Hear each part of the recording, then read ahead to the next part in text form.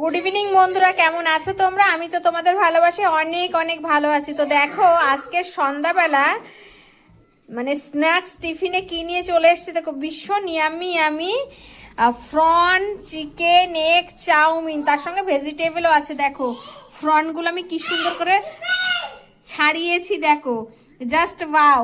আর এদিকে চিকেনও দিয়েছি, সঙ্গে গাজর দিয়েছি, ক্যাপসিকাম দিয়েছি, এগ দিয়েছি।